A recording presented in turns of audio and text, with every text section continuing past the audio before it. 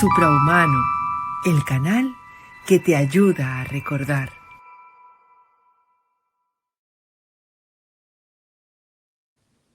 Hola a todos y bienvenidos a este primer programa de Haciendo Visible lo Invisible.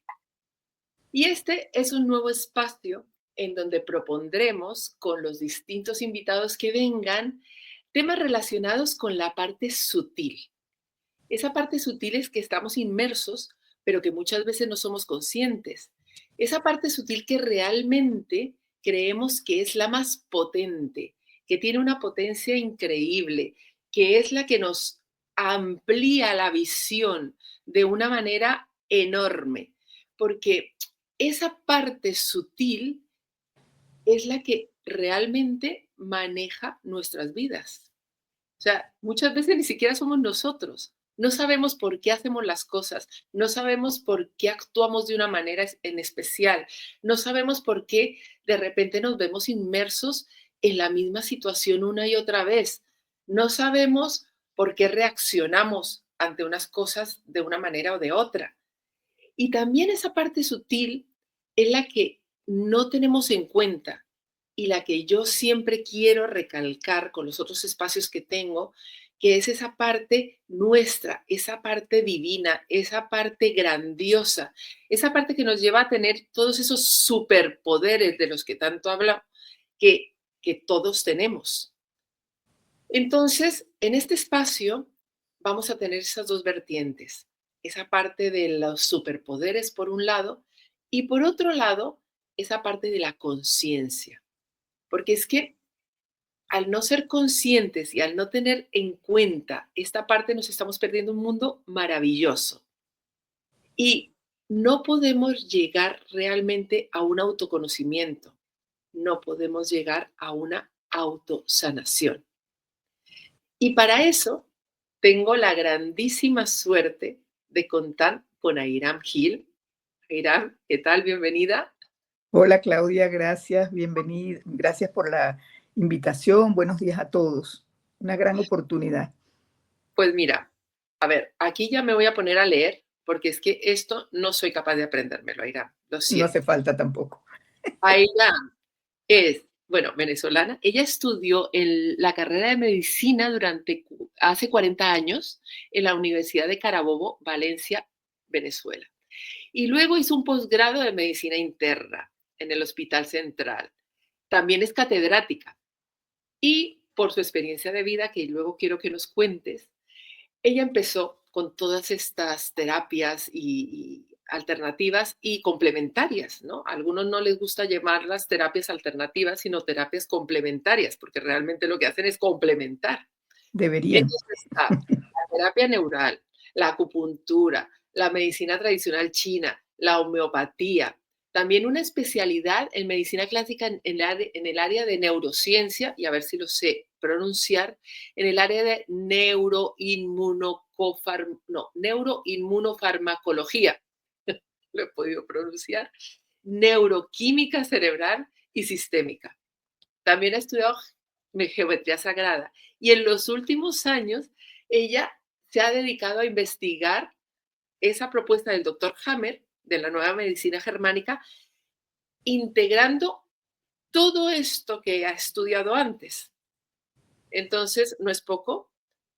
Presento a Iram para los que no la conocían.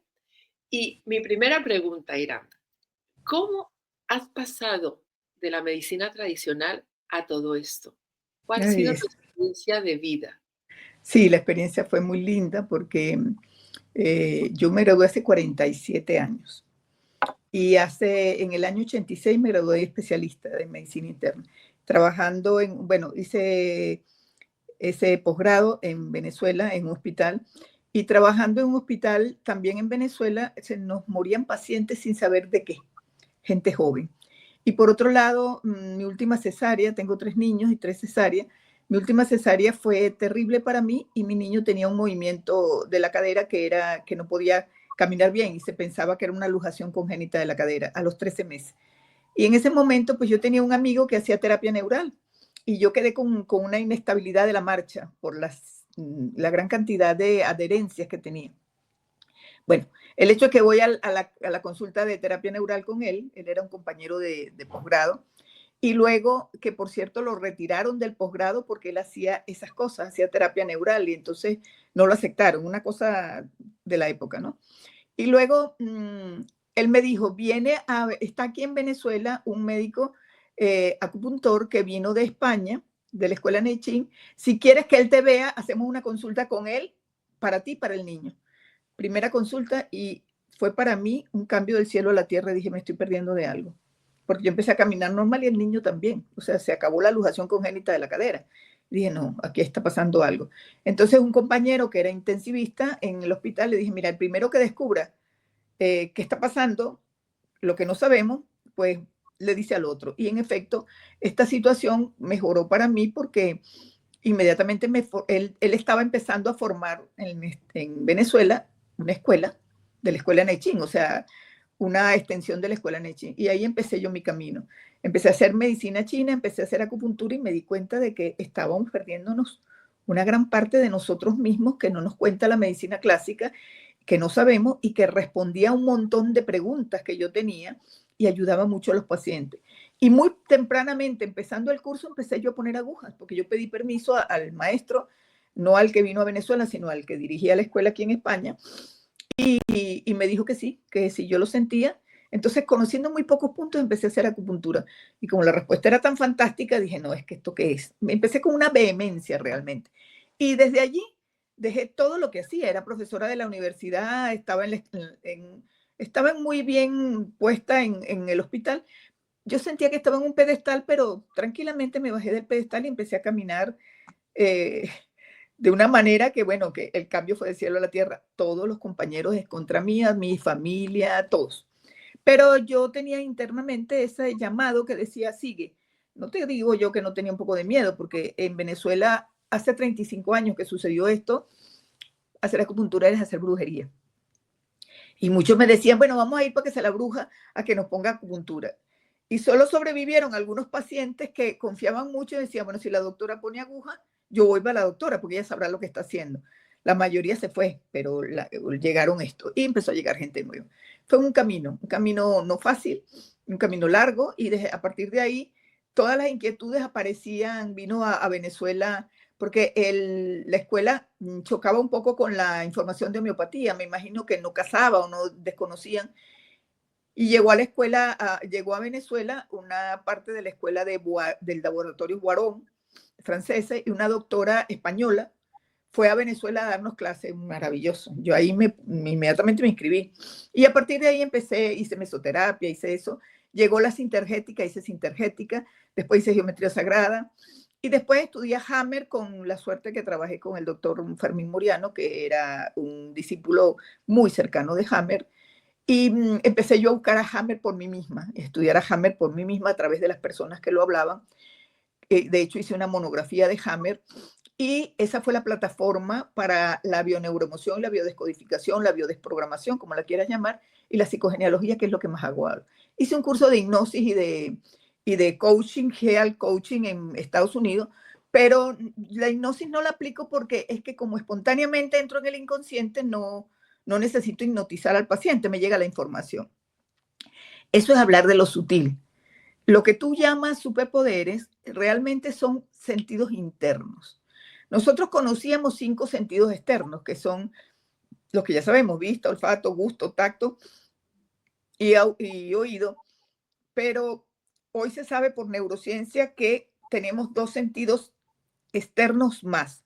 Externos, pero que son relacionados con lo interno, que son la propiocepción, que es la conciencia del corporal, la posición corporal, y la interocepción. La interocepción es la conciencia de los órganos, del estado de los órganos, que se maneja a través de las sensaciones. Son 2 sentidos llamados externos, o sea que ampliamos el rango de los 5 que conocíamos a estos 2. Demostraron neurocientíficamente. Ya hay mucha gente hablando de esto, hay muchos experimentos. Entonces, ya la interocepción y la propiocepción son 2 herramientas muy útiles que nosotros hasta ahora usábamos la vista, usábamos el tacto, usábamos la audición, pero esas 2 herramientas se vienen desarrollando a través de una serie de modelos antiguos, como el yoga, como el qigong, como la meditación. ¿Por qué? Porque ya no solamente vas a meditar para autoconocerte, que es lo que a ti te inquieta, el autoconocimiento. Una de las herramientas importantísimas del autoconocimiento y la autoobservación es la meditación, porque te sientas contigo y no hay nadie más y comienzan a aparecer todos los montones de pensamientos, de inquietudes que tienes, hasta que llega un momento en que la mente se aquieta, aunque sea un segundo, y te permite contacto contigo. Entonces, a través de esa quietud contigo mismo, puedes empezar a sentir lo que te está mostrando tu cuerpo. Oye, tengo la tripa distendida, me molesta tal cosa, el cuello lo tengo tenso. O sea, empiezas a sentir tu cerebro te va dando información de tu cuerpo porque están conectados. Hoy se sabe eso.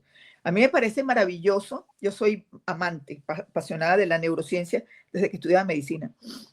Y, y es como se sabe, pues se está insistiendo mucho en que tomemos conciencia. La posición corporal, si tú tienes una actitud de que estás así metida dentro de tu cuerpo, estás, digamos, como la tortuga, metiendo la cabeza dentro del caparazón para evadir lo que sea que te afecte del entorno. Y eso hace que tú te estés protegiendo de algo que ni tú misma sabes, que eso está en lo invisible.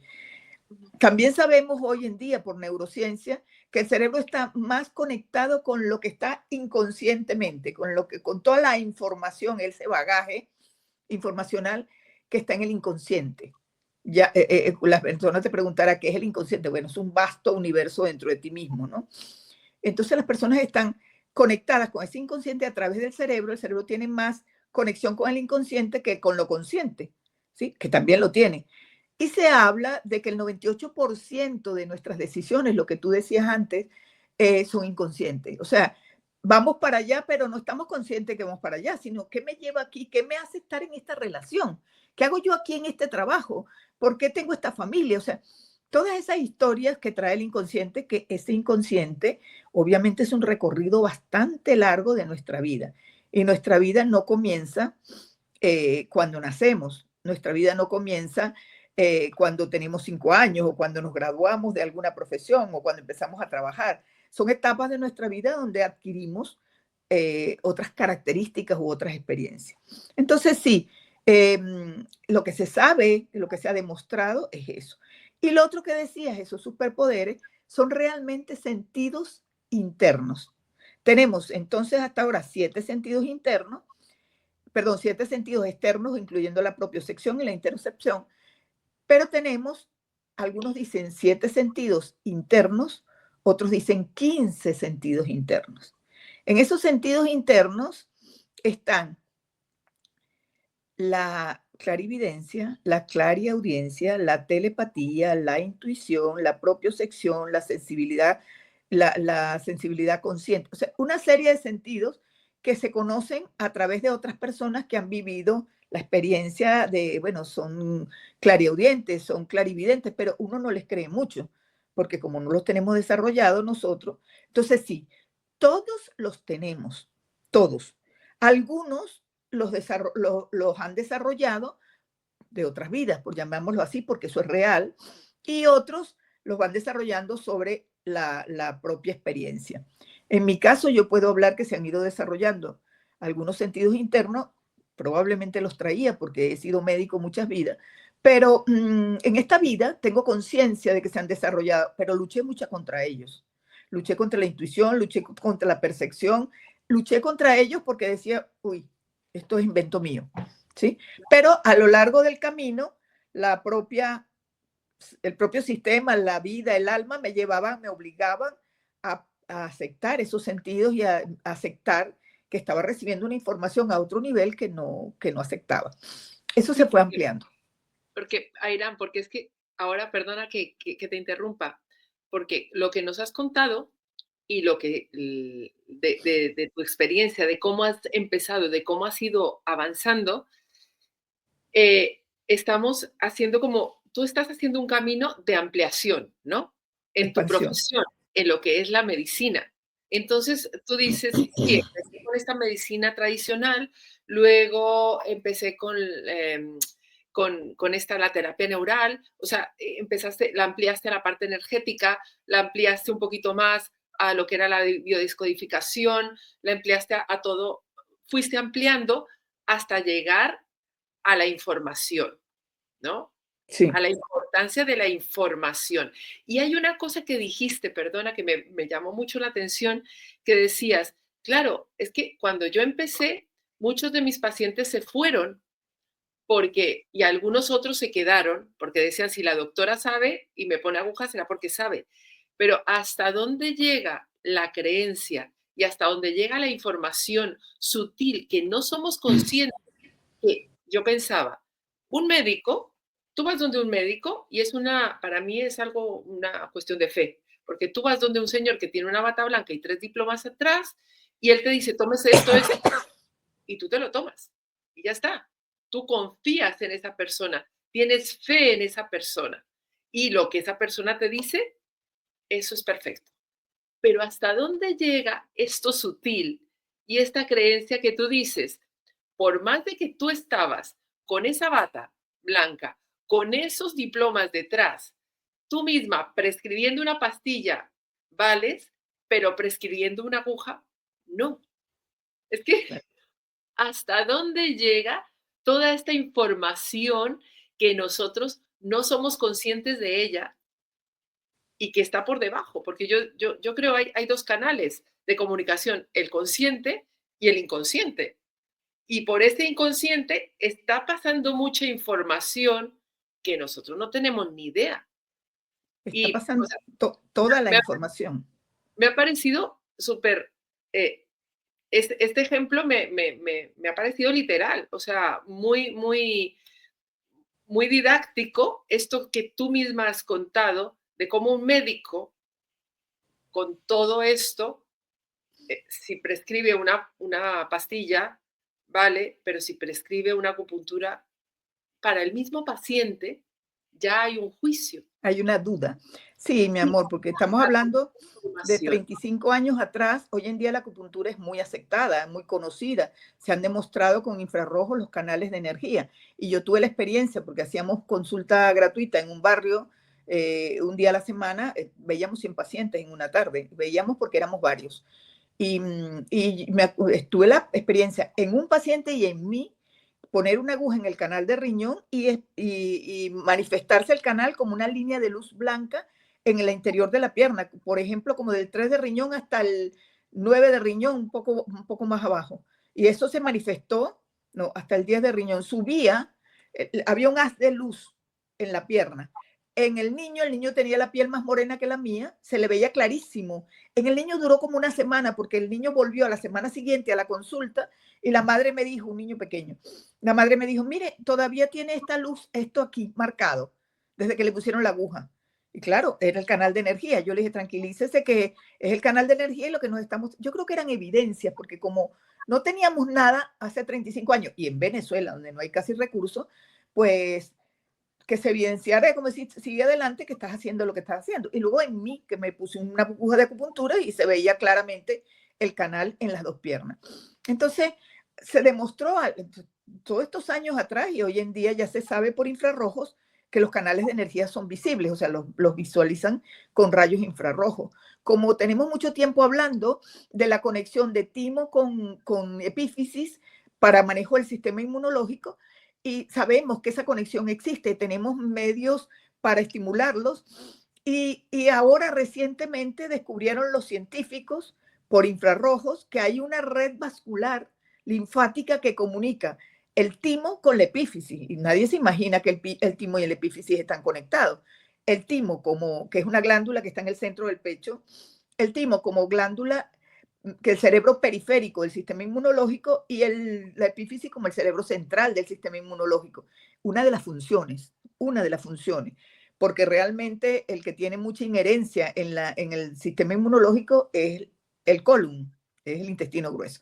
Entonces, como ya se empiezan a conocer estas comunicaciones, los chinos vienen hablando de eso, por eso a mí me parecía tan importante y tan mágico desde hace 7.000, 5.000, 7.000 años, la comunicación, la importancia del cerebro como órgano del intestino grueso. Entonces, la microbiota intestinal hoy en día, o sea, se están descubriendo tantas cosas, porque claro, toda esa información que latía en el inconsciente, está emergiendo. Por eso lo llamamos de lo invisible a lo visible. Estamos manifestando eso, ya la ciencia, que tarda un poquito más en comprobar las cosas, lo está comprobando. Y para nosotros, aleluya, porque cuando yo hice neuroinmunofarmacología, yo terminé mi curso, que duró 4 años, realmente duró 2, pero yo lo hice 2 veces. La primera vez fue la información y la segunda vez la titularidad. Entonces ellos lo llamaban una maestría o una subespecialidad. Cuando yo hice ese curso ya nosotros hablábamos de microbiota intestinal y yo me vine para España el 2009 y ya tenía el título que me lo dieron ese mismo año. Y la microbiota intestinal la cuidamos mucho y nosotros cuidábamos bastante el cerebro. Y claro, salimos de ese cuidado extremo que tenemos los médicos del corazón y empezamos a cuidar el cerebro por ese conocimiento. Y ella se hablaba de la microbiota intestinal. Yo estoy hablando con los pacientes de microbiota intestinal, de dieta y de probióticos hace ese tiempo, ¿no? Porque es importante para el cerebro, de la alimentación con aceites omega, una serie de cosas porque estamos nutriendo conscientemente el órgano principal, hasta que descubrimos a Hammer, y Hammer, cuando nos habla de biología, nos confirma que el cerebro es el comando de todas las funciones periféricas. No es el órgano, sino es el comando, pero la interacción con los otros órganos está clarísima y está demostrado ya. Entonces, comienza a ver la comunicación. Lo otro que se sabe es la comunicación cerebro-corazón, que nosotros la conocemos hace mucho tiempo, pero que ahora la neurociencia lo está demostrando. Entonces es muy lindo porque ya neurocientíficamente se está demostrando, porque sabes que hay que poner una máquina, hay que ver qué zonas del cerebro se activan, tal, pero se está demostrando. Nosotros en nuestro conocimiento utópico o empírico ya lo sabíamos, por eso lo sabíamos por la experiencia, ¿sí? Y lo sabíamos por la comunicación energética y lo que llamamos la bioinformación.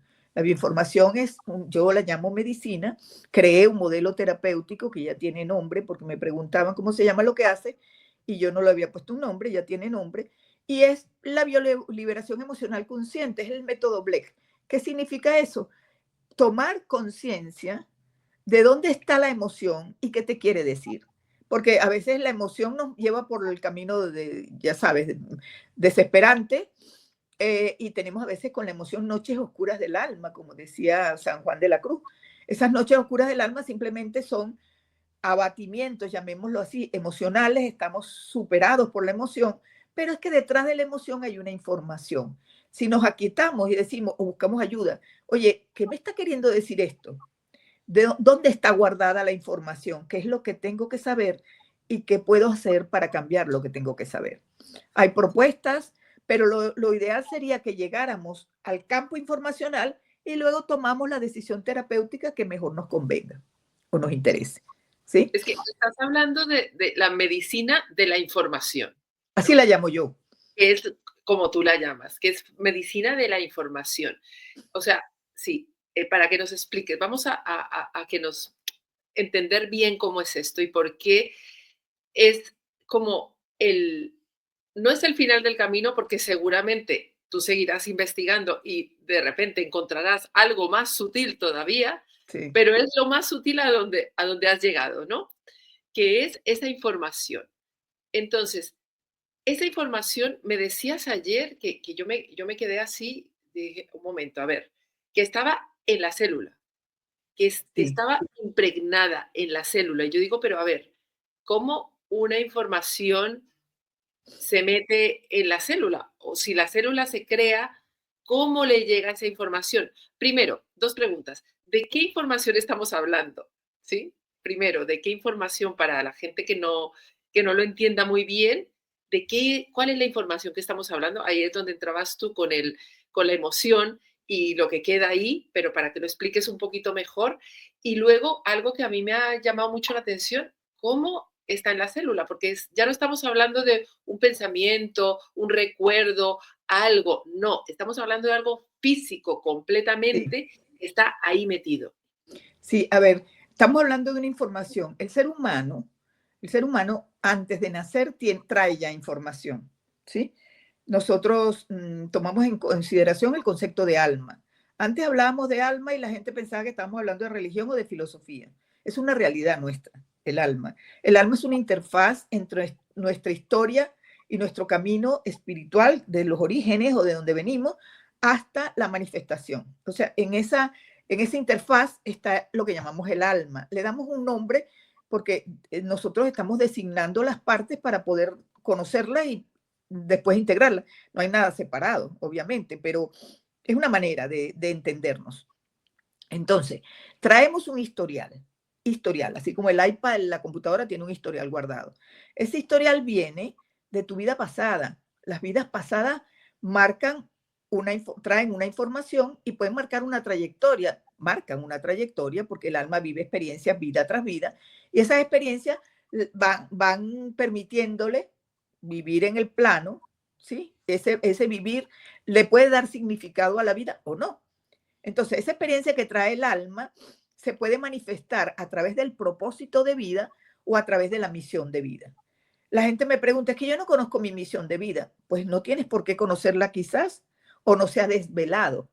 Pero el propósito de vida es vivir. Es lo que yo le digo a las personas. El propósito de vida es vivir.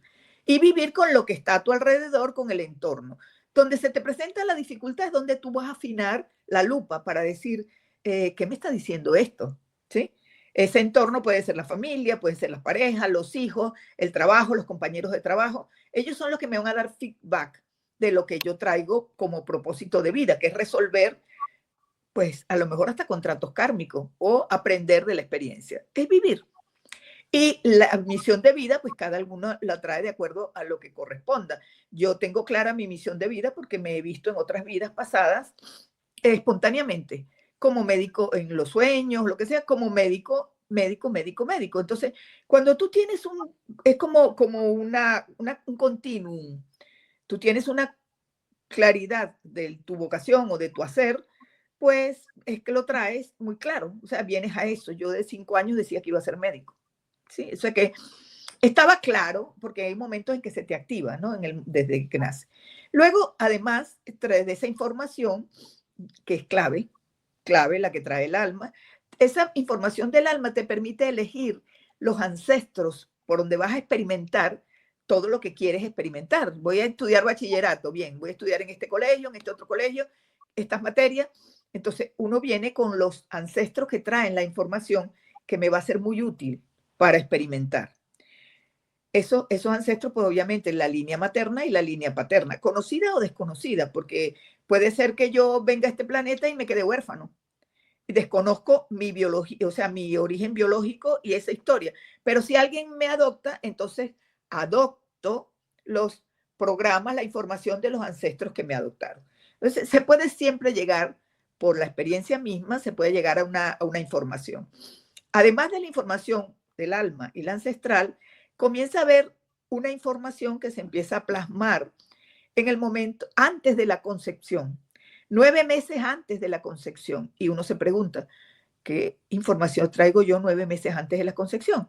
Pues lo que han vivido, lo que estaban viviendo mis padres 9 meses antes de la concepción, mi madre y mi padre, cuál es la historia, cuál eran las circunstancias antes de que me concibieran. Luego me conciben y todo ese periodo del embarazo, el parto y los 3 primeros años de vida son importantísimos para el sistema, tan importantísimos que mucha información está trabada ahí. Muchos bloqueos se encuentran en ese espacio. Ese espacio, desde los 9 meses antes de la concepción a los 3 primeros años de vida, se conoce como proyecto sentido. Yo que trabajo con eso, busco información en el proyecto sentido casi siempre, porque una historia actual te puede llevar al 3er mes de embarazo, te puede llevar a 9 meses antes de la concepción, a 5 meses, o la concepción misma, o el parto. Luego, ¿por qué los 3 primeros años de vida? Porque en esos primeros 3 años, el niño está muy conectado aún con la madre. O sea, a pesar de que ya está fuera, que ya no tiene cordón umbilical, está aún conectado con la madre. Su mundo es alrededor de su madre o de la persona que haga esa función. Pero está alrededor de la madre. Todos sus requerimientos los busca en la madre. Después de los 3 años, comienza a desarrollar completar su propio desarrollo neurogénico, llamémoslo así, y empieza a incorporar la figura paterna, si está la figura paterna o la persona que cumple esa función, un abuelo, un tío, y comienza a integrar esa figura. Entonces, empieza a darse cuenta que hay un mundo exterior. ¿sí? Probablemente esto se hace más tempranamente ahora porque los niños van a guarderías antes, pero ese desarrollo neurogénico se produce por esa información. Y luego, hasta los 7 años, que es cuando se habla de la personalidad consolidada. Yo diría que un poco antes, porque tú hablas con un niño de 5 años y ya sabe, ya tiene un conocimiento que sorprende. Pero en ese camino están, unos llegan a los 7, otros tal. Es aproximado. Y a partir de ahí es tu vida contemporánea. Tu vida contemporánea es lo que vives día a día, son tus experiencias. Entonces, cuando vas a buscar la información, el paciente, la persona consulta porque tiene un bloqueo laboral. Y resulta que tirando del cable vas a conseguir que ese bloqueo laboral es un bloqueo laboral que tuvo su padre durante el embarazo de su madre y produjo mucha angustia en la madre, o es un bloqueo que trae un ancestro, o las dos cosas, porque siempre las dos cosas. Aquí yo diría siempre las dos cosas. Entonces, cuando voy a hacer una consulta, busco, muy importante para mí, la historia de los ancestros. La historia, no solamente los datos de los ancestros. Hay personas que no saben la historia. Hay personas que no le dan importancia porque no tienen idea de lo maravillosamente importante que es eso. Digo maravilloso porque yo elegí esos ancestros. Yo no vine aquí porque me empujaron de allá arriba y me dijeron, mira, aquí, al planeta Tierra, en tal casa, ¿no? Ese concepto que teníamos que de los padres, nosotros estamos aquí porque mis padres son culpables y pagamos con los padres todas las culpas, no. Nosotros somos absolutamente responsables de nuestra existencia aquí y ahora. Responsable, esa palabra es clave, porque si yo no soy responsable de mí mismo, yo no voy a buscar mejorar en mí mismo, sino que me conformo con lo que tengo, bien sea por desconocimiento o bien sea por comodidad. A veces es una zona de confort no confortable, pero la aceptamos porque estoy cómoda allí y me da igual si no lo estoy pasando bien. Entonces, el que realmente le interesa sanarse y resolver lo que sea que le esté pasando, es el que se está haciendo responsable de sí mismo.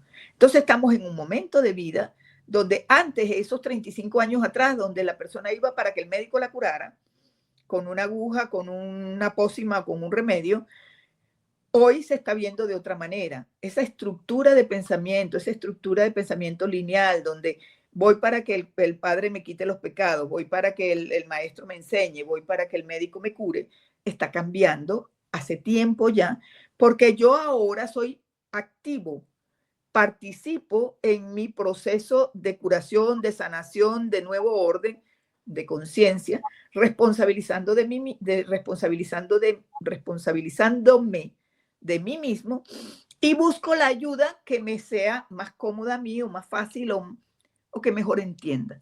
Entonces ya salimos de una estructura de pensamiento lineal y entonces entramos en una estructura de pensamiento expandido, abierto, que es lo que llamamos pensamiento cuántico. Ya yo entiendo que hay mucha información en mí. ¿Cómo llega eso a la célula? ¿Qué tiene que ver mi tatarabuelo en la 9ª generación conmigo? Claro, si mi tatarabuelo trae un programa de adicción, por ejemplo, y yo estoy fumando y fumando y fumando y no me puedo quitar el cigarro, entonces busco quién trae esa información. ¿Por qué? Porque tenemos una antena superconductora que se llama ADN, ¿sí? Ese ADN que nosotros conocíamos con la doble hélice de espiral, no solamente está en nuestros tejidos, en nuestras células, sino que es capaz de comunicarse con nuestros ancestros. Lo que pasó en mi ancestro hace 9 años, hace 9 generaciones, es un impacto. Él vive la experiencia, él y los que lo rodean, y genera una emoción. Esa emoción del evento en el entorno se transmite, la emoción es la que permite que se grabe el programa. Llamemos programa a esa información. Se llama programa. Grabamos el programa como tú estás grabando el programa. Te lo permite este método, esta herramienta. Grabas el programa y después tú lo expones, lo editas y dices, bueno, ahora sale al público y lo ven unas personas. ¿Sí? Pues el ADN hace eso, pero lo hace no por la genética, sino por la epigenética, que es lo que conocemos hoy en día. La genética, la función genética del ADN, que es la cromosómica, que es la que hace que tengas los ojos del color de los ojos de tu padre, el pelo de tal manera, tal, esa genética y algunas enfermedades solamente es el 5% de la función del ADN. El 95% es epigenético. Este es un estudio muy interesante que hicieron unos investigadores y encontraron, unos investigadores alemanes, y encontraron que el ADN tenía esa capacidad. Y ese ADN que se separaba el 5% y se demostraba que tenía la función genética, el 95% se consideraba ADN basura. Como si era un ADN que no servía para nada. Como si en el sistema humano pudiera haber algo que no sirva para nada, cuando todo está hecho perfectamente. Entonces después descubrieron con el tiempo que el ADN no solamente tenía esa función de genética, sino también se podía modular epigenéticamente. Y crearon un modelo donde con un láser imponían la información de la salamandra a una rana y cambiaban, hacían que se creara otro modelo. Entonces, esto por supuesto se escondió bajo 7 llaves, porque imagínate tú la implicancia que tiene coger un láser y transformar algo de un embrión a otro embrión. Entonces, imagínate lo que es importante, se habla de que el ADN es una antena solitónica, o sea, solitónica es que puede guardar gran cantidad de información, paquetes de información en su propia estructura, a través de esas moléculas sencillas que se veían y las 4 bases que lo conforman. Entonces, el ADN es el responsable de que eso llegue a la célula y tú lo sientas en la tripa o lo sientas en el pecho o lo sientas en la garganta. Y entonces le preguntas tú al paciente, ¿dónde lo sientes? Y el paciente te dice, lo tengo aquí, y se toca con las manos donde está la sensación. ¿Qué emoción te produce esa sensación? Entonces contesta rabia, asco, miedo, o la sensación la transforma en sentimiento y dice culpa, vergüenza, ya es una emoción más elaborada, ¿no? Que es lo que llamamos sentimiento, una emoción que está procesada con el pensamiento. Entonces, tú vas definiendo la emoción, definiendo la sensación, por eso se llama interocepción, porque el cerebro está comunicado con esa parte del cuerpo y te está diciendo, está aquí. Como dice una amiga mía, me lo paso por el cuerpo, ¿no? A ver dónde está la información. Y luego de allí, tú buscas de dónde viene eso. Yo tengo una metodología, que es la que he creado, busco dónde viene esa información y la trabajo de acuerdo a lo que el paciente me muestra, porque cuando estás en conexión con el paciente, la comunicación no es solo verbal ni no verbal. La que no llamamos no verbal es la postura, la propiocepción, las manos, la actitud, sino la comunicación telepática. Esa es la fundamental. Porque telepáticamente estás captando, estás recibiendo la información y en la medida que vas haciendo la historia, te va llegando todo lo que el inconsciente del paciente te está mostrando. Está claro que eso es un entrenamiento. Yo pienso que sí está mediado por sentidos internos, pero es que es un entrenamiento. De tanto ver pacientes, yo recuerdo cuando era médico clásico, que yo sentía que me decían el medicamento que ese paciente le iba a hacer mejor. Y de entre tantos hipotensores que hay disponibles, pues elegía por conocimiento y también un poco por intuición, sería que yo llamaba la comunicación con el paciente, intuición, telepatía, lo que sea, metida en un hospital a las 2 de la mañana en una guardia en urgencia. O sea, que hay una serie de factores y de elementos distractores, pero si estás conectada, puedes recibir la información. Pues ahora es lo mismo. Ya no es para indicar un medicamento, ya es para saber de dónde viene la información del paciente. A veces el paciente te da los datos, él es quien te da los datos, pero vas a buscar la información de acuerdo a ese caso. No, hay programas similares porque somos humanidad, todos traemos programas similares, pero en algún paciente esos programas son más intensos que en otros, son más importantes que en otros. Sí, Airam, es que también te escuché también alguna vez decir algo de que la huella queda en el campo magnético cerebral. Sí. Eso, a ver, explícanos cuál es el campo magnético cerebral, Sí. porque a ver, luego nos sacamos tags, nos sacamos resonancias y todo eso, o sea, es magnético, o sea que algo tendrá que ver, digo yo. Sí, a ver, cuando hacemos una resonancia se llama resonancia magnética cerebral, es una resonancia magnética abdominal. Lo que estamos midiendo es el campo magnético, o sea, nosotros somos electromagnéticos, el sistema es electromagnético. A través de las agujas de acupuntura trabajamos el campo eléctrico, ¿sí? Pero el campo magnético es la parte es que no están separados, es que están unidos. Cuando hablamos del campo magnético cerebral, estamos refiriéndonos a esa parte que no la podemos separar, pero que es más magnética, que es la sustancia blanca. la región subcortical. Tenemos la región cortical de la corteza cerebral. La corteza cerebral es eléctrica, es más eléctrica porque tiene muchas neuronas y las neuronas descargan eléctricamente para poder transmitir la información, que no es solo eléctrica, es que es química también, ¿sí? Claro. Es eléctrica, es química y es magnética. Pero lo magnético se maneja a través de la glía. La glía es esa sustancia blanca que se ve blanca porque están formadas más por axones, por las prolongaciones de las neuronas, que son comunicaciones, son tubitos que se interactúan. Hay células neuronales también en la glía, pero la glía es esa parte subcortical donde se graba, donde aparece la información. Y esto tiene mucho que ver con Hammer, porque Hammer llamaba, el foco de Hammer es una imagen en diana, en forma de diana, que aparecía en la zona del cerebro donde estaba el conflicto, que manejaba el conflicto y que comanda al tejido o al órgano que está alterado. Entonces él, por esa razón, con tomografías y con resonancias magnéticas, empezó a describir el foco de Hammer. Hoy se conoce como foco de Hammer. Muy importante porque era una zona bien circunscrita, bien definida, que se llamaba el foco de Hammer, que era en forma de diana. Cuando el conflicto está activo, lo llamaba él. Cuando se resuelve el conflicto, esa misma zona, él volvió a hacer un control radiológico, esa misma zona se disuelve y crea un edema. O sea, se difumina, se libera el conflicto, se disuelve la zona. En algunos pacientes, mientras estoy en la consulta, ellos me dicen, uy, tengo dolor de cabeza. Y yo me sonrío porque digo, ya resolví el conflicto.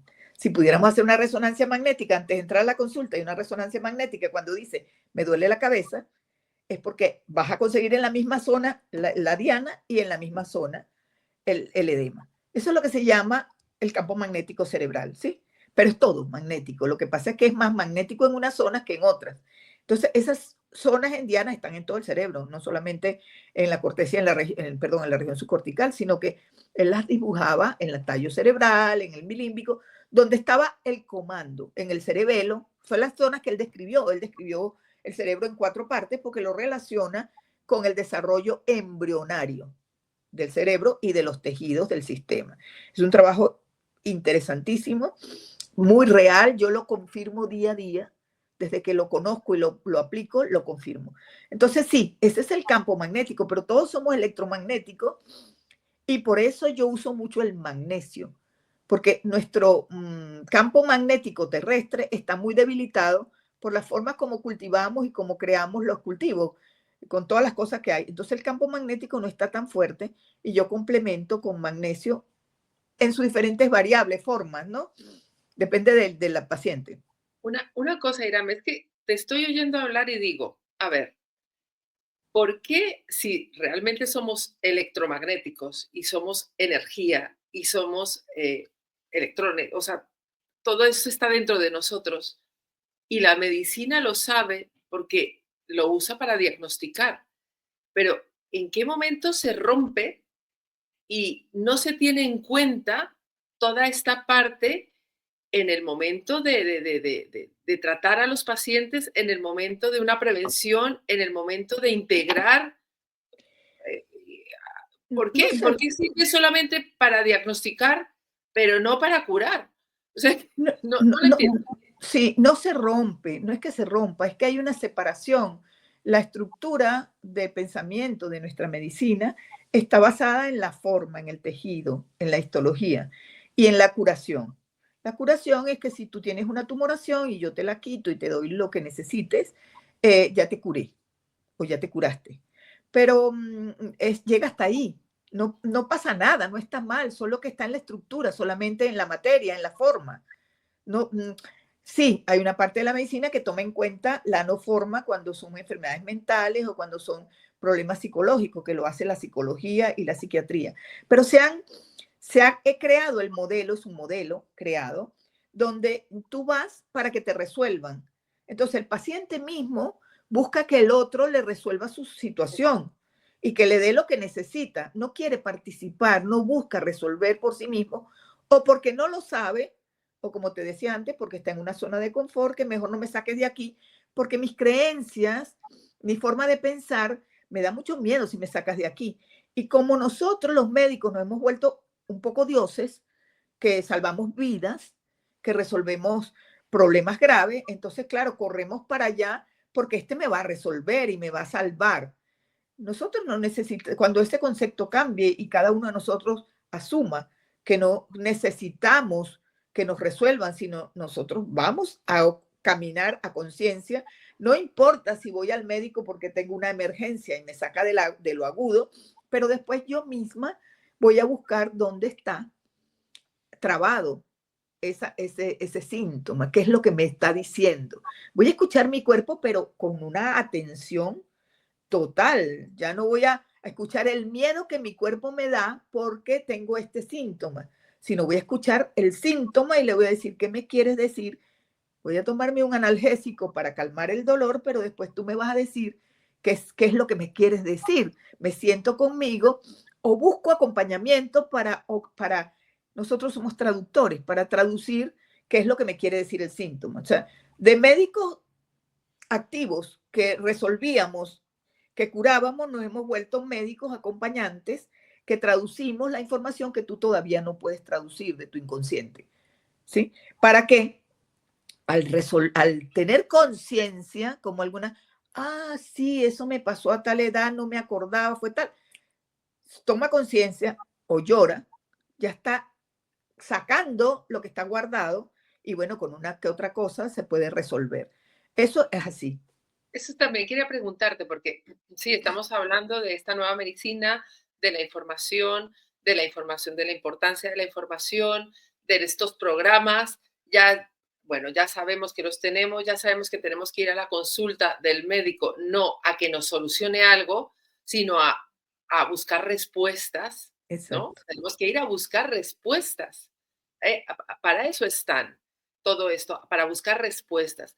Lógicamente, tenemos toda la medicina que nos ayuda a que ese camino pues sea más placentero y más tranquilo y ir aplacando un poco todos esos fuegos, pero no para quedarnos ahí, sino para, espérate un momento, para poder seguir adelante buscando esas respuestas. Pero, ¿cómo entonces esa información que ha llegado, que ya nos has explicado de qué manera, que ha entrado a la célula, que es física, que es química, toda esa información, cómo la podemos sacar? ¿Cómo nos desprogramamos de ello? Claro. Solamente con la conciencia. Algunas personas que trabajan con esto dicen que con solo concientizar de dónde viene es suficiente. Mi experiencia no me muestra eso, porque yo me preguntaba por qué reaparece si ya está liberado el programa. No, no es solo concientizándolo, porque tampoco sé si cuando conversamos el paciente y yo toman conciencia totalmente, lo entienden todo, porque una primera consulta, tú vienes aquí porque alguien te dijo, ve allí porque te va a ayudar con lo que tienes, pero no entiendes totalmente de qué va. Y en una primera consulta no vas a lograr entender porque es mucha información. No, no vas a lograr entender porque no tengas capacidad, sino porque la información y el síntoma están mezclados. Entonces, a veces con una primera consulta y con entender lo que es, no tomas toda la conciencia. Oye, tengo un programa de mi tatarabuelo que me dice, me habla de infidelidad, pero tengo la obstrucción de que al ser mi pareja infiel o al amenazar ser infiel, yo entro y me crispo totalmente y pierdo el control. Estoy en miedo, en dolor, en no sé qué, en amenaza, y resulta que es que esa información no está ahí solamente, no está en ese momento, pero estoy tan bloqueada con el momento que no puedo entender lo que el terapeuta me está diciendo o queriendo decir, que hay un trasfondo, que es lo que llamamos fractales. Muchas veces esto que me pasa aquí ahora a los 45 años es un fractal que tengo en el tercer mes de embarazo porque le pasó a mi madre estando embarazada de mí. Le pasó con mi padre, por ejemplo, y yo lo asumí como mío en el embarazo. Entonces, cuando se me activa aquí en la vida contemporánea, digo, uy, igual que sea un bloqueo emocional o que tenga un síntoma, un cáncer de mama, por ejemplo. Entonces, yo lo que hago es que no me conformo con trabajar, porque trabajar el síntoma actual es como darte una pastilla porque te duele el estómago. Es lo mismo. No estás buscando en lo profundo. Entonces, cuando el paciente llega con el síntoma, me encargo de buscar en lo profundo para que entienda lo que le está pasando ahora y logre comprender o entender lo que pasó con su madre. Eso lo puedo decir. Ahora, no sé si todos los pacientes, sí sé. No todos los pacientes en ese momento están en capacidad de comprender lo que le estoy diciendo porque están bloqueados por el síntoma, ¿sí? Entonces, como hay muchos bloqueos, es una maraña de bloqueos, hay que ir despacio, no. Vas con el ritmo que el paciente te pauta, despejando el camino. Entonces, cuando ya nosotros tenemos el camino despejado lo suficientemente, aparecen los sentidos internos, los que ya yo tengo desarrollado o empiezo a desarrollar, da igual. Los niños lo tienen desarrollado, pero no les hacemos caso. Nos asustamos cuando dice, estoy viendo una persona ahí que me está hablando. No, eso no existe. No, tranquilo. No, Es que siento que por la noche hay algo. No pasa nada. Sí, completamente de acuerdo. Mira, Irán, una cosa que también me encanta cuando hablas de los síntomas, porque es que, claro, todos tenemos ya registrados síntoma como algo físico, pero no, es que hay síntomas emocionales, hay síntoma de creencia, hay síntoma de actitud, hay síntoma de realidad.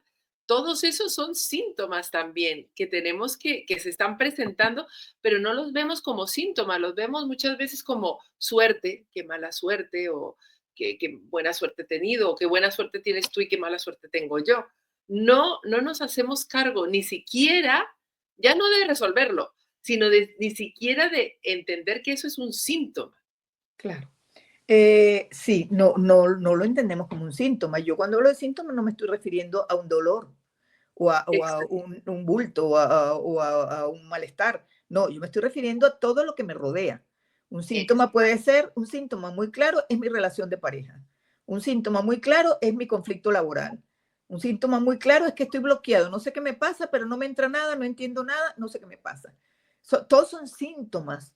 Ya la Organización Mundial de la Salud en su momento habló de que la salud o la enfermedad no solamente era física, sino que tenía que ver mucho con el entorno social, o sea, con las relaciones.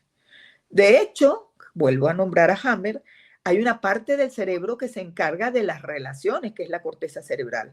El mundo relacional es a través de la corteza. Él hablaba de biología con mucha razón, porque también los animales manejan enfermedades de la corteza cerebral. La diferencia de nosotros es porque pensamos.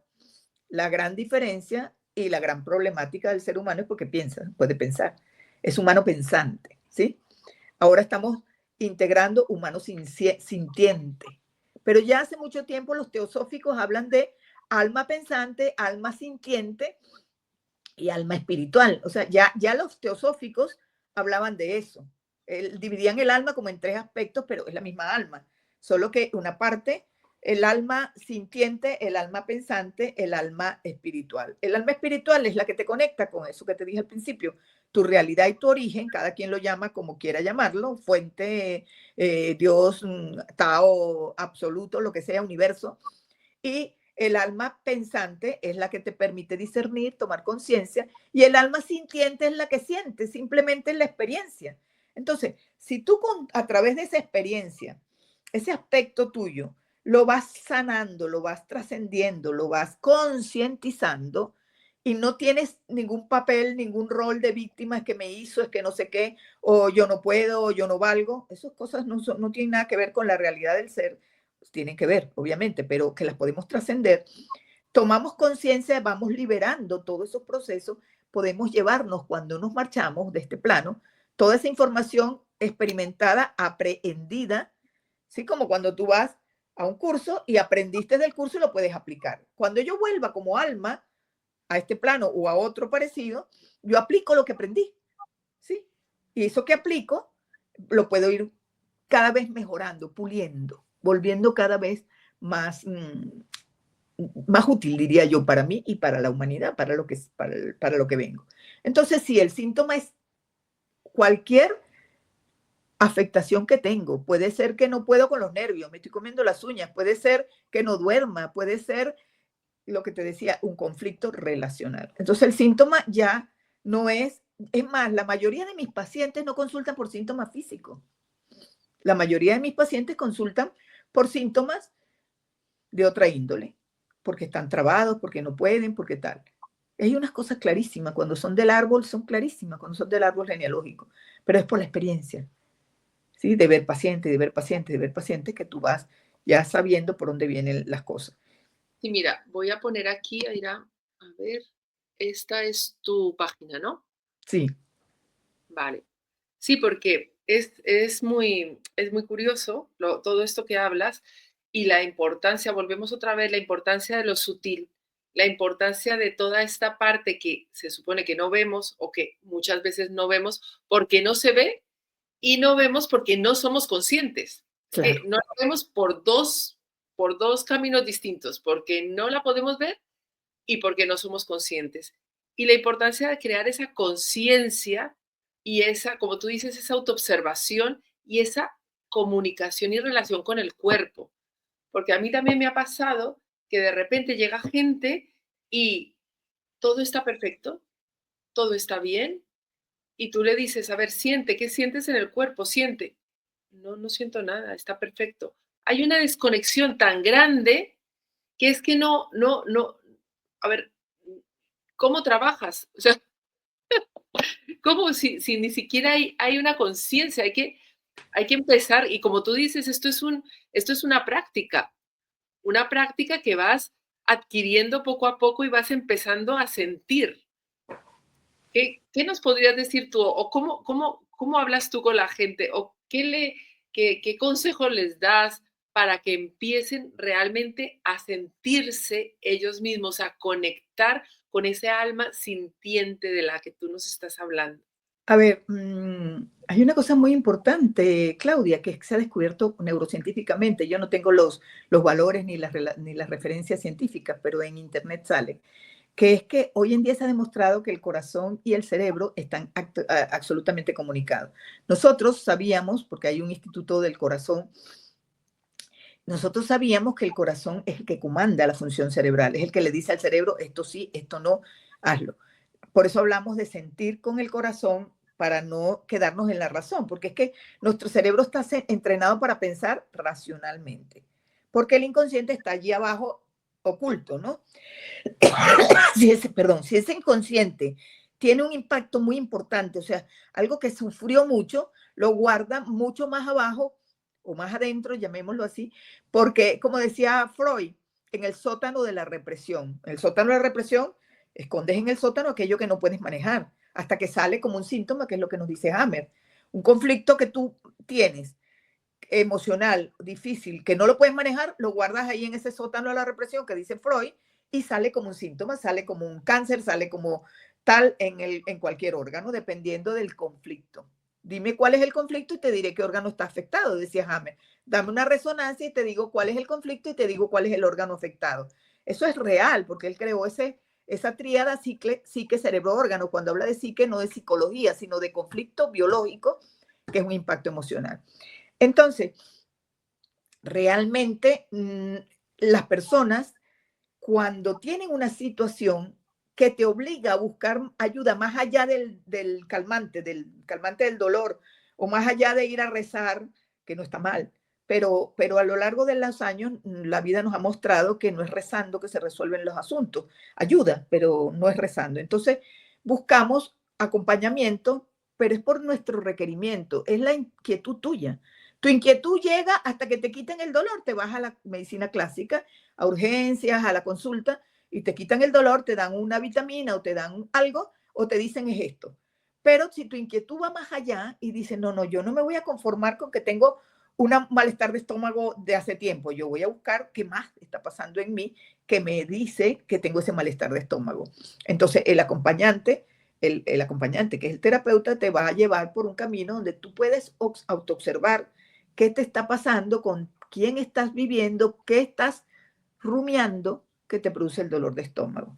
Entonces, por eso, el código del sentir, nosotros hablamos hoy en día de casar la cabeza con el corazón, lo hablamos con toda la conciencia.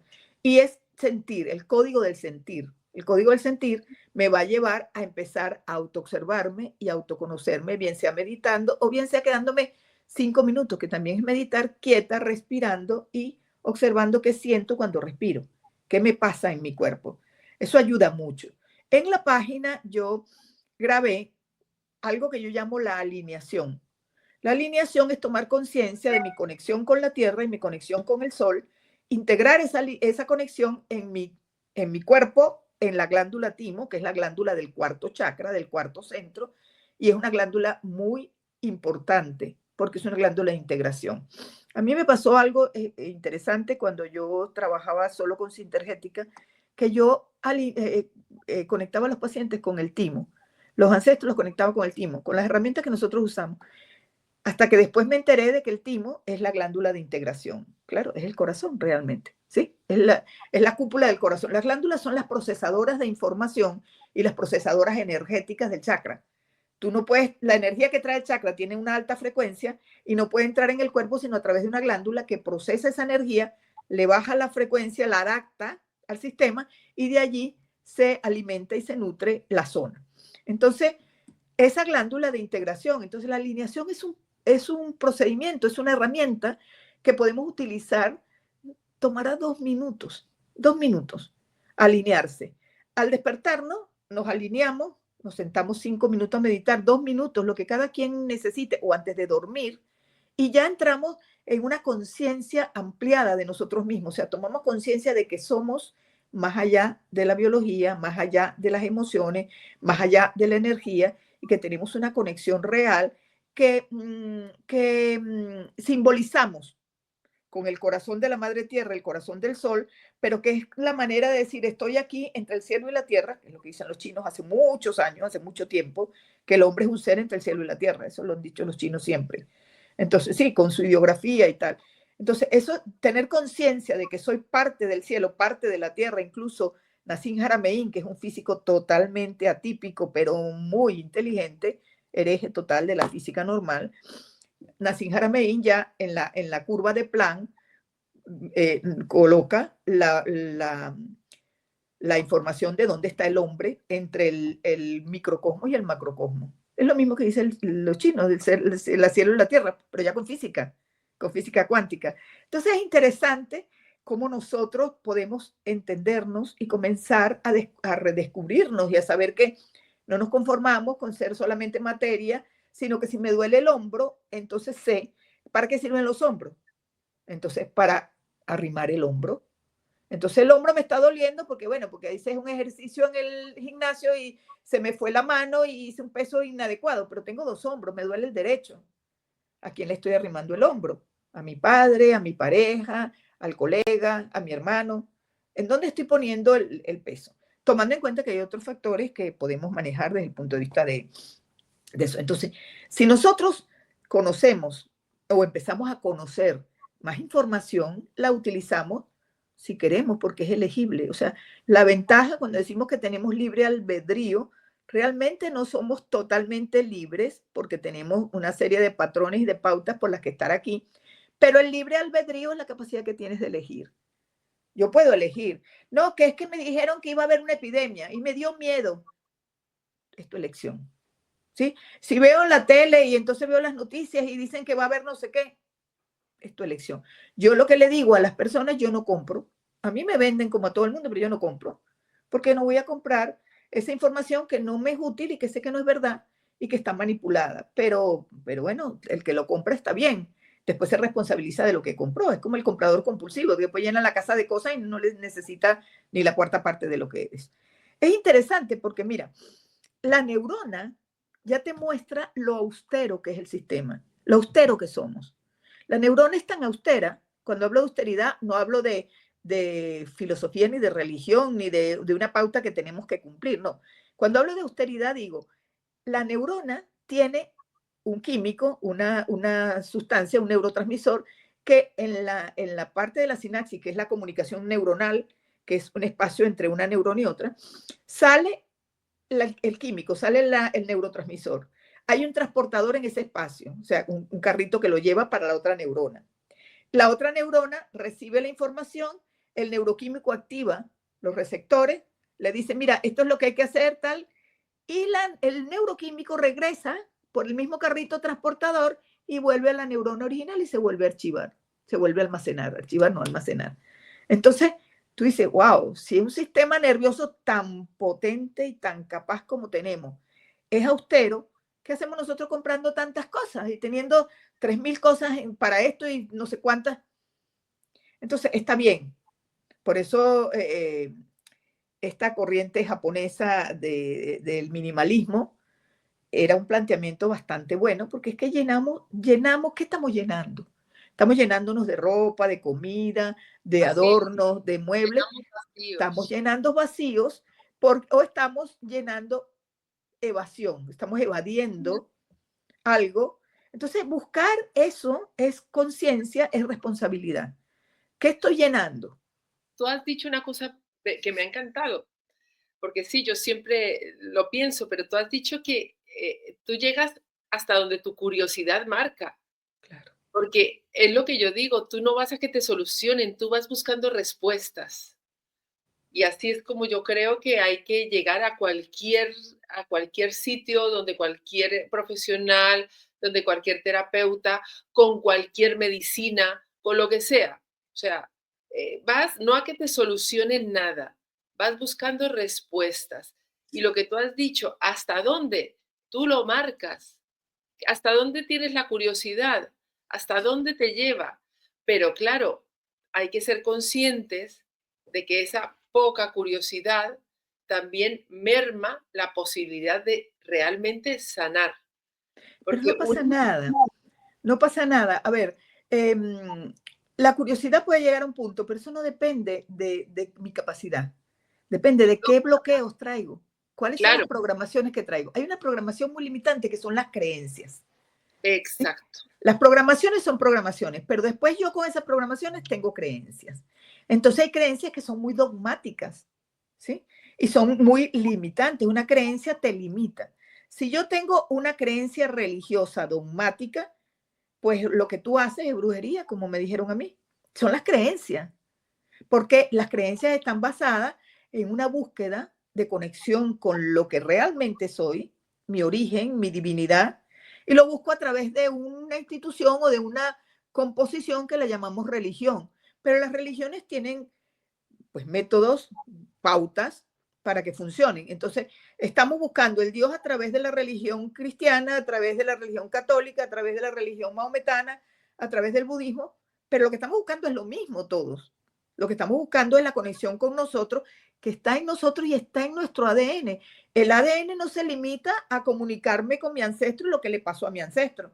Mi ADN tiene información divina, porque ese es el origen. Por eso es que nos dicen que estamos hechos a imagen y semejanza. Sí, ahora uno no se imagina un Dios con un cuerpo como el nuestro, ni con una forma, ni con una capacidad de pensar. Es un origen, es el origen, está sembrado en nosotros esa conciencia divina y estamos redescubriéndola, porque lo sabemos. Pero claro, como tenemos tanta interferencia, es como si tú tienes en el fondo del baúl un papel muy importante, pero tiene tantas cosas arriba que hasta que no saques todo, dice, ah, aquí estaba el papel, pero es que estaba debajo de todo aquello y ya ni me acordaba dónde lo tenía. Nos pasa igual. Tenemos tantas cosas acumuladas, sobre todo que no son nuestras, no son de nuestro propio origen, porque nuestro propio origen es nuestra esencia y nuestra experiencia vivida, o sea, es el historial del alma, es el historial del camino que hemos recorrido. Entonces, para no ir más allá, no voy a decir más cosas, pero esa alma que viene caminando un camino en este plano, porque ha caminado en otros planos, viene con su historial y mantiene esa conexión. Pero claro, llega aquí y el baúl está tan lleno porque trae tantas cosas para procesar, para liberar, para resolver, que, como le decía yo a los pacientes, si tienes una deuda kármica con una persona, es como si tú vas al banco, vas al BBVA y pides un crédito, no lo vas a pagar en el Santander, tienes que pagarlo en el BBVA, que te lo prestó. ¿Sí? Y no lo va a pagar tu hermano por ti, lo tienes que pagar tú, a menos que tengas un hermano tan maravilloso. Pero en las cosas, en el karma individual, nadie paga nada por ti, lo pagas tú. Cuando digo pagar es una manera de hablar, pero es la experiencia. Yo experimento ahora contigo algo que tú experimentaste conmigo y que traemos juntos para resolver, para liberar y para sanar. ¿Sí? Es que es fantástico, Eran, es fantástico todo esto porque te abre, como decía yo al principio, te abre la visión completamente. Y como tú dices, o sea, nada es ni bueno ni malo, cada uno está en el proceso en el que está y lo que está haciendo está bien.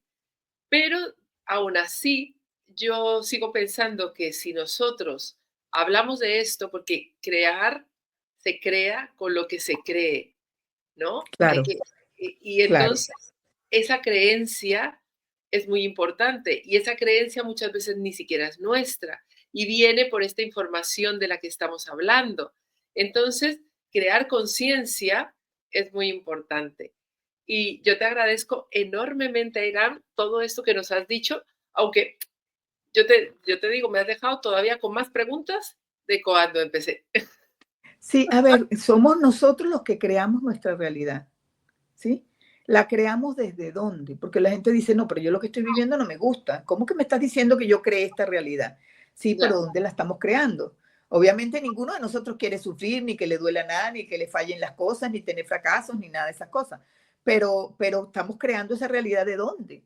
De una experiencia del alma que trae un contrato kármico, una relación con los ancestros que me está bloqueando, de una experiencia que viví con mis padres y entonces me creé una idea de la vida y lo que aplico es eso, pero porque hay muchas personas que viven una relación que sus padres son conflictivos y después cuando se casan imitan el comportamiento de la madre, que la madre gritaba no sé qué, porque repiten el patrón y cuando lo repiten dice, pero estoy repitiendo el patrón. Claro, yo me crié en ese ambiente y me creo que eso es la verdad y la realidad y lo aplico. Cuando me doy cuenta que lo estoy aplicando es cuando lo puedo cambiar. ¿Comprendes? Porque creamos la realidad. No vemos el mundo como es, sino como somos. Y esa realidad que creamos, la creamos desde ese como somos, como yo lo veo. Y si tengo una creencia muy limitante, voy a crearla desde esa creencia. Por eso es crear y creer. Creer para crear. Si yo creo en esto, voy a crear en base a eso. Ahora, hay una creencia que no es una creencia, sino es una certeza. Yo tengo la certeza de que mi origen es divino, tengo esa certeza. No de que mi origen es divino por la religión esta, la religión aquella, es que lo siento en mi ser. ¿Sí? Que estoy caminando un camino que puede tener todavía mucho por andar. Me encanta, pero lo sigo caminando con esa certeza. No me olvido de allí. Ahora no tengo que estar haciendo nada afuera porque es una certeza que llevo conmigo. Es que está en mi ADN, pero la tengo consciente. Esa es la sí. diferencia. Fantástico, Irán. Pues mira, con esto porque podríamos seguir aquí mil horas más, pero vamos a quedarnos con esta parte y a invitar a todos a que se hagan más preguntas y a que busquen el origen, ¿no?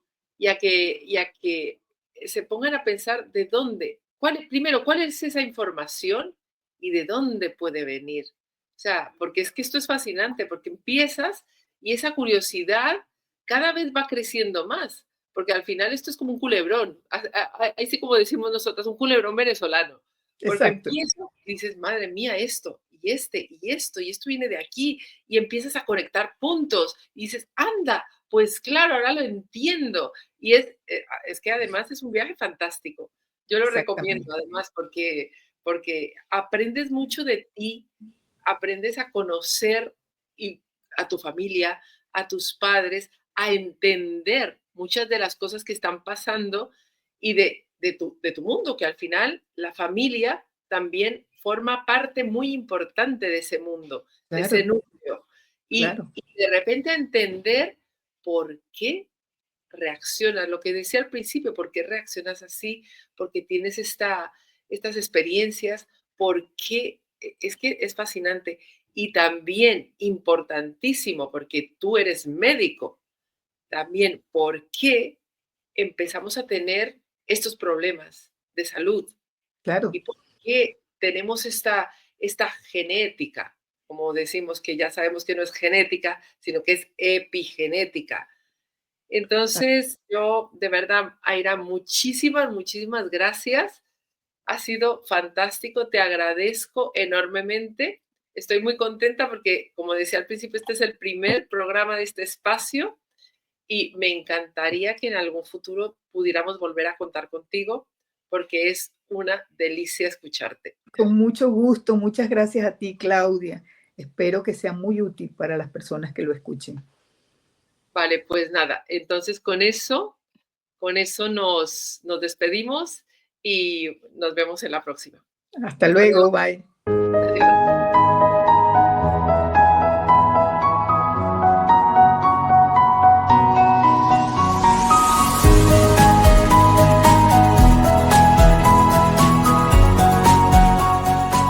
Suprahumano, el canal que te ayuda a recordar.